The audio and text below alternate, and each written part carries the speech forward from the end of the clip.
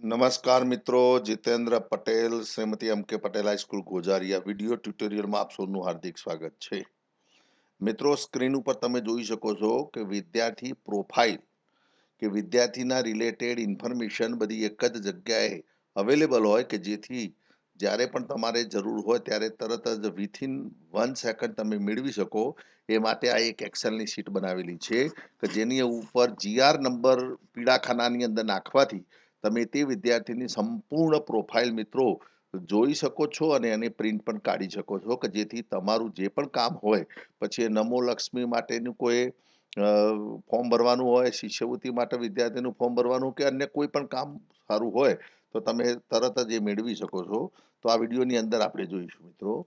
હવે અહીં તમે સ્ક્રીન ઉપર એક એક્સેલની શીટ જુઓ છો મિત્રો.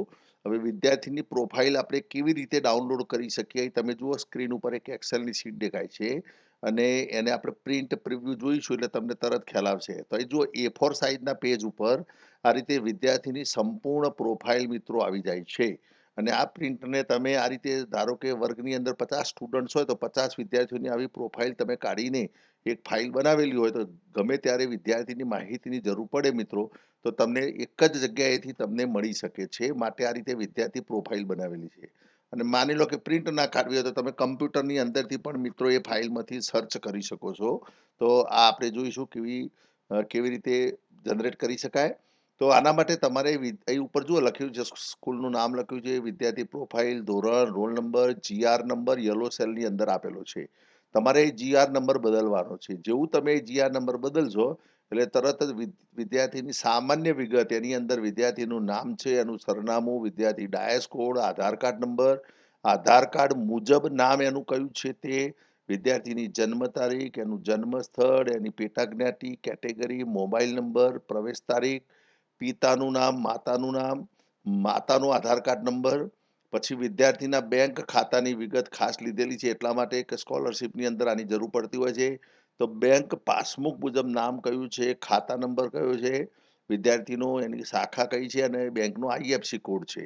એ જ રીતે વિદ્યાર્થીની માતાના બેંકની ખાતાની વિગત એટલા માટે લીધેલી છે કે ખાસ કરીને દીકરીઓ માટે શિષ્યવૃત્તિ જે આવતી હોય છે નમો લક્ષ્મીની તો એના માતાના બેંકના ખાતામાં આવે છે.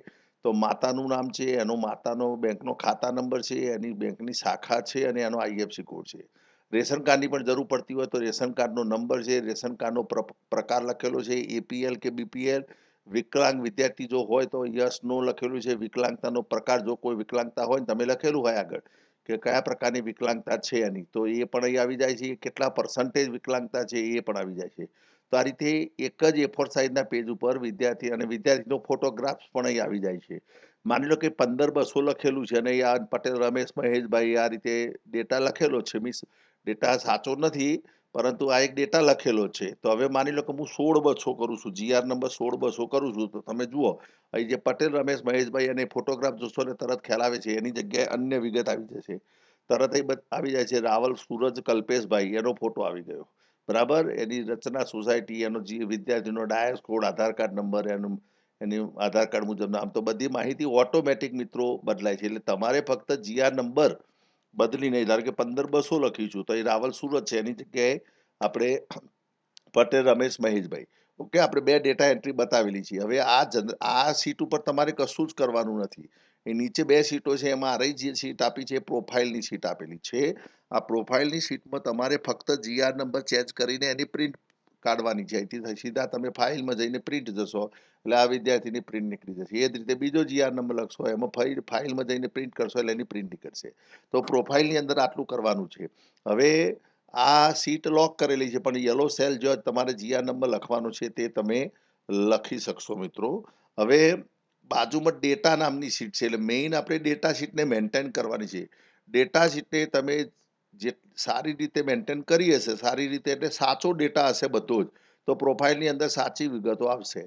આનો મતલબ એ થયો કે ડેટા શીટ બહુ મહત્વની છે. તો જો ડેટા શીટની અંદર અહીં જે પણ વસ્તુની જરૂરિયાત છે બધું ડેટા શીટની અંદર આપણે કોલમની અંદર લીધેલું છે. તો વર્ષ દરમિયાન તમારે તમારી અનુકૂળતા મુજબ આ ડેટા ભરતા રહેવાનું છે અને આ ડેટા તમે સાચો ભરશો તો પ્રોફાઇલ વિદ્યાર્થીની સાચી આવશે. હવે આ ડેટા જે બધો ત્યાં તો એ જ ડેટા અહીં છે તો અહીં તમારે વિદ્યાર્થીના ક્રમ નંબર 1, 2, 3, 4 આ રીતે તમે લગભગ એક વર્ગ હોય તો 80 સ્ટુડન્ટ્સ હોય તો આપણે 80 સુધી ડેટા લીધેલો છે. 80 વિદ્યાર્થી હોય તો ત્યાં સુધીનો ડેટા લીધો. પછી તમારે GR નંબર લખવાનો છે, ધોરણ લખવાનું છે, રોલ નંબર લખવાનો છે, વિદ્યાર્થીનું નામ. તમે અંગ્રેજી, ગુજરાતી ગમે તે ભાષામાં લખી શકો છો. બરાબર? તો વિદ્યાર્થીનું નામ છે, એનું સરનામું છે, પછી વિદ્યાર્થીનો ડાયસ કોડ, વિદ્યાર્થીનો આધાર કાર્ડ નંબર.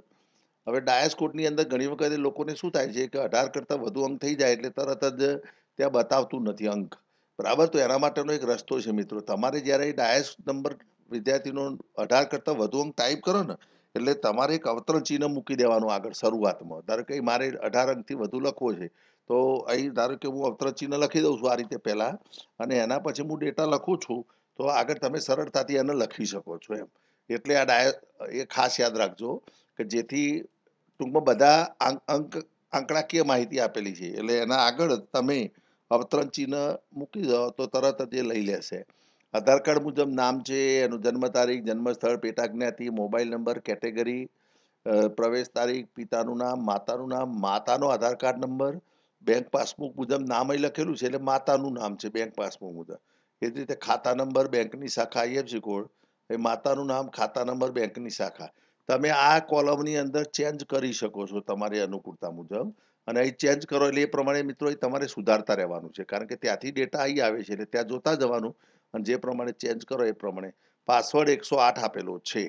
બરાબર? કોઈ પણ જગ્યાએ અટવાઓ તો તમે પાસવર્ડ 108 છે. તો આશા રાખું છું કે આ નાનકડો વિડીયો કે જે વિદ્યાર્થીની પ્રોફાઇલ બનાવે છે એ તમારે કામમાં લાગશે. આભાર. જય હિન્દ, જય ભારત.